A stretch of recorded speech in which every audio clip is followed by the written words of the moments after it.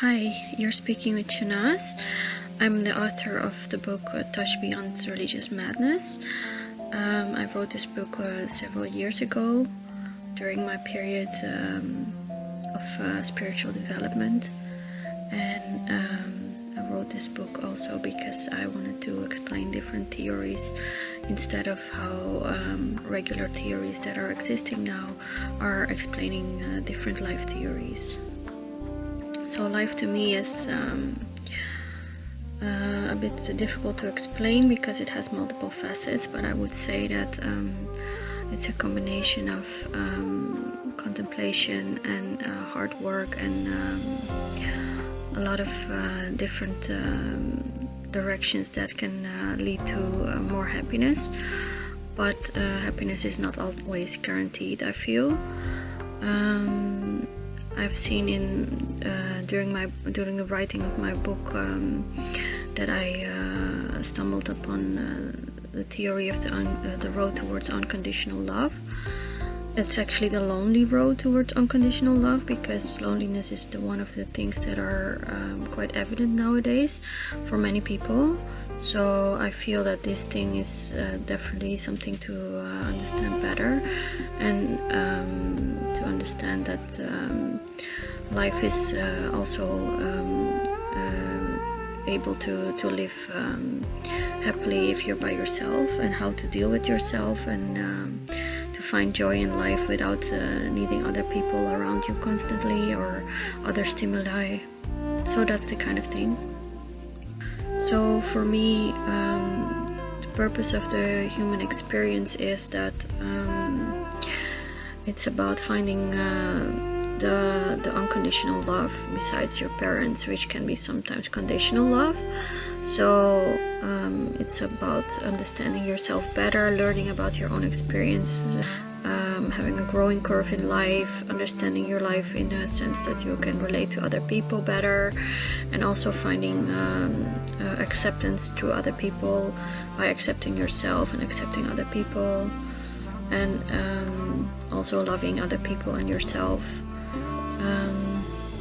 This is easily said than done. It's a road. So I would say that's why it's called, for me, the lonely road towards unconditional love, because that's the part that I'm kind of trying to develop better, and that's for me that's the purpose of the human experience. Well, that happiness happens regardless of what anything else, that there is like a guarantee of happiness, and that there's a guarantee of positive outcome. That's kind of the thing that you want to think, but it's not always the case. So it's better to not have too high expectations all the time. And sometimes it's also about acceptance and less about trying to push for happiness in an unnatural way. So accepting is more a way of being aware of the things that are already there. Like if you're in a healthy situation, then that's already a reason to be happy.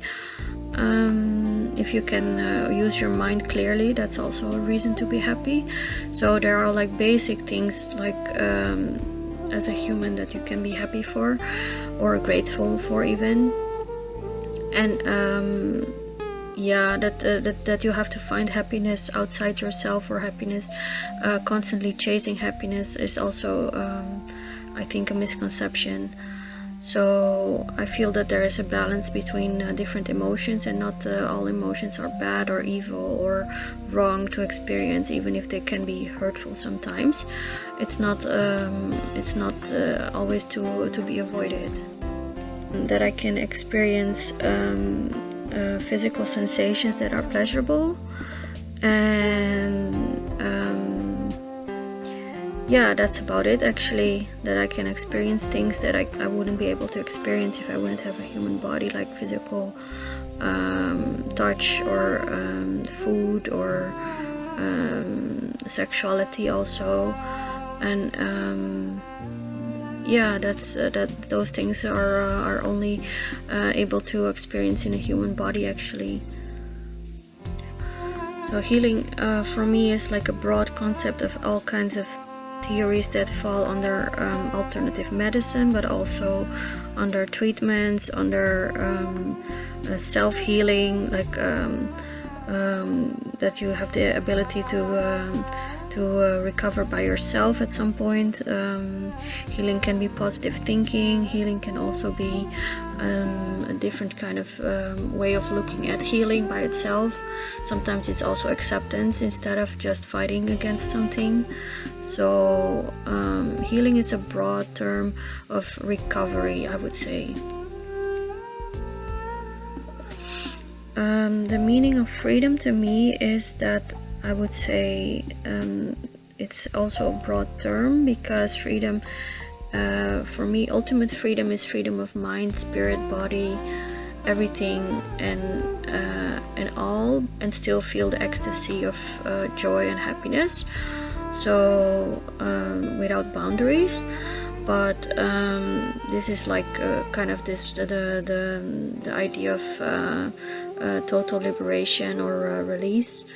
The closest experience is probably that you would say, like after a hard way of exercise, or even after a sexual encounter, you can actually experience a way of release and freedom. I would say that freedom is also in the mind. Freedom has when you can express your own opinion, that's also freedom. But thinking about different things that you want to think about without being censored or without being pushed to think in a certain direction. Freedom of drawing, freedom of expressing emotions, freedom. It's a broad term of all kinds of ways of how you can express yourself as a human being.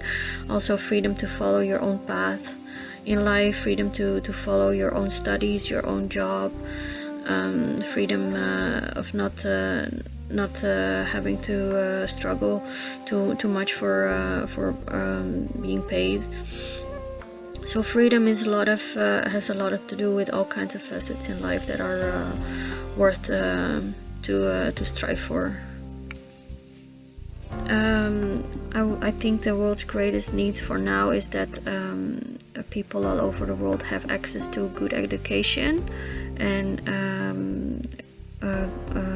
basic needs that need to be met. Those things are, I think, the most important things, but also long-term facility to create your own or together to create your own facilities, and that's not always possible yet in all places of the world. And education is also really a big important point, because I feel that lack of education makes people numb, and also makes people think that they don't have a choice, they don't have a free will, they don't understand life, they don't understand their goals, they don't understand their missions, they have no idea of what to do with themselves, they get into trouble without reasons. And these things can be prevented by good education and understanding that even if you don't call it education, but you can still educate people. That means that you tell someone something and they can understand what you're talking about, and they can understand what the point is of it, so they can relate to it and they can practice it in their own life. It has to be practical. Then it matters to them, and then they can also use it. So it's not about education, just mathematics or language skills, which are also probably important, but it's also about the life skills and life lessons, and understanding life better at a younger age, to make sense out of life in an early stage, so you can direct your life better. So what I would say as a vision for a new reality would be that the younger generation has the facility and the possibility to follow courses that are not given yet, like spiritual courses or meditation, yoga practices, or even some kind of part of occultism if they're interested in that kind of thing, but also maybe politics or some kind of things that are making them more aware at a younger age, because if it's too late, then I think that the people are not really gonna grasp the meaning and the point of it. So I think at a younger age it's better to learn things and understand life better. So love is also a broad term of acceptance, respect, and the capacity to care for someone. It's something else than sexuality, but it can go together with sexuality. I would say that love is also part of how you can care for someone even if that person is not in your direct environment. So caring from a distance, which is nowadays a bit more popular because of people traveling all over the world. So you can have a love relationship or loving connections even if people are not directly there. Love can also be for someone that has passed away. Even a really strong love in that sense, because it also goes together with a certain kind of admiration, I think. And it's also about the acceptance of the other person and yourself and being accepted. So to me, spiritual means that someone has a deep understanding of life together with wisdom, and understanding that there's not only the positive but also the negative, but it depends how you look at it. So this is dual thinking actually, but you can also see that there is always something to learn about the situation, and that you can also grow out of a certain situation, and that some kind of things may seem negative in the beginning but actually seem to be a blessing later on. So it's also something that's it's kind of a way of thinking. I think that spiritual is also it's not the same as a religion, I would say, because a religion is a different. It's kind of a rituals practices. There are spiritual practices, but they are meant to engage into spiritual thinking and to get better at contemplation and to improve meditation skills. But these things are actually meant to improve your quality of life and quality of relationships. So it's not a goal by itself, I would say. So spirituality and spiritual meaning is actually a part of giving a meaning to your life, instead of just doing the practices without actual content. Success for me means that all people and all parties are happy with the results, and that no one is left out. So it's not just about your own gains, but it's also about the gain of multiple people that are involved, and that there is also a growth that is continuous and that still goes further. Even if a standard goal is reached, it means that there is still possibility to grow even further. So successful doesn't mean that you reach the end goal, but that you mostly stay striving and that you are still achieving something, and every time you can set a new goal also, and you have the capacity and the ability to make that happen for yourself and for other people. Well, at a young age I was already interested in spirituality and psychology, and part of it is also occultism. I also noticed that I had problems with communicating and relating to people at a young age. I couldn't understand certain things, and I was way more sensitive than other children and other people around me. So I found out later on that I had to find different ways of communicating and expressing myself, which made me more artistic, and also made me become a different kind of person to communicate with. And there's a different reason how I became to do what I'm doing is also to help other people with similar issues, or with being totally introvert, or having difficulties communicating certain things, or having problems with being too much inside themselves. So I think that's also a common thing because of the individualistic society, and I think that's also the reason why it's important that there's something to be done about being too much in the mind, and being too much by yourself or in your own head, and understanding that there's all kinds of different way of expression. And that's how I became to do what I'm doing. So it's part of it is hobby, and also part of it is it has grown over time because of the need of expression and communication. So I became a writer at a younger age already. It happened during my teenager years that I started to write blogs and articles for myself, and I delved deeper into different kind of articles, and to read about different subjects and understanding, and trying to contemplate over them. It was actually more like a certain kind of journaling. So I combined knowledge, and then at the end I also tried to reflect on it back then, and that's how I started writing, and the journaling became more and more intensive and more meaningful to me, and I couldn't talk about a lot of things, but I could write it down, and I could at some point draw about certain things, and I could use my artistic different feelings to express it in a different way, like music, dance, or singing. So yeah, I was in a different way inspired to start writing, and that's how I became a writer. So the interesting thing actually happened that I found out during writing my book and afterwards is that I actually feel that every person should have the possibility and ability to write a book, instead of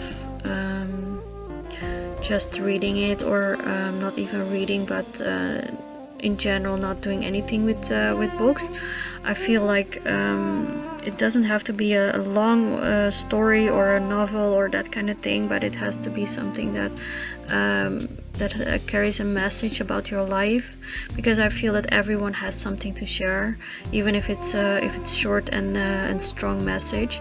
It can still be something that is worth reading, and it can be in a book form. So I think even if it's under 100 pages or less, it still can be worthwhile to read, and especially during this time of digital age, I feel that smaller books are even more appealing for some people, and that if there's attention given to the artistic sense of the book, so the colors, the layout, and the font or the letter type, that kind of thing, if that plays a role while making the book, it also appeals to readers in a different sense besides the message. So it gives multiple messages actually, like subconsciously you like the book because it's the same as the book is written in the same way as the expression of the book in total. So I feel that yeah, if you make art out of book writing, then it's worth it for everyone to engage in it. So the services that I offer at the moment are holistic counseling and therapy and body work.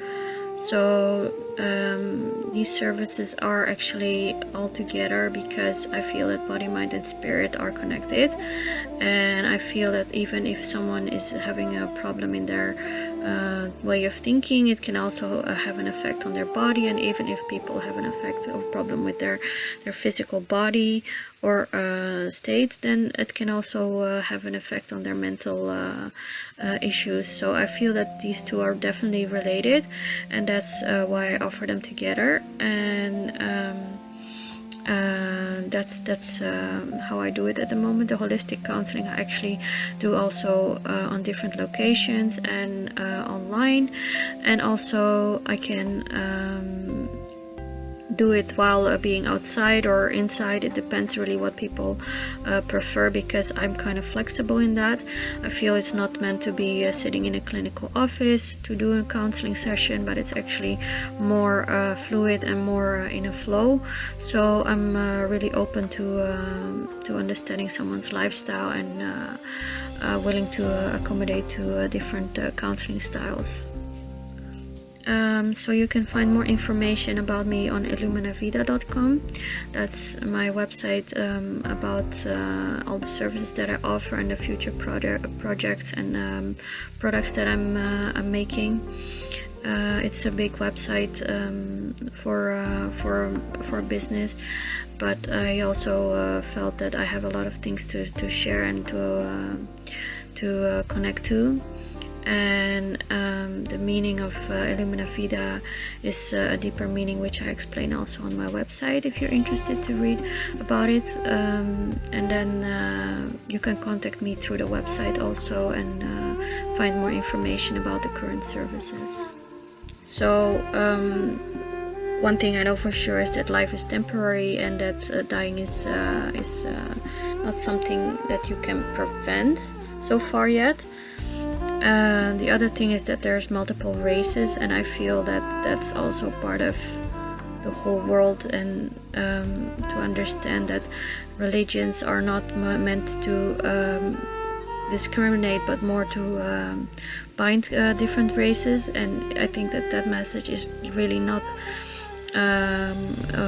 out there yet so much. So that's why I'm more into spirituality, because I feel that spirituality is more about connecting to different races, different cultures, different ethnicities, different spiritual teachings, and making them bigger because of the combinations. And the other thing is that I feel that because of life on Earth is possible, I feel that the lucky planet is Earth also in some way, because it's still difficult to understand how life in some other reality would be like, and that still it's interesting to understand that life on Earth is something, I guess lucky in some way.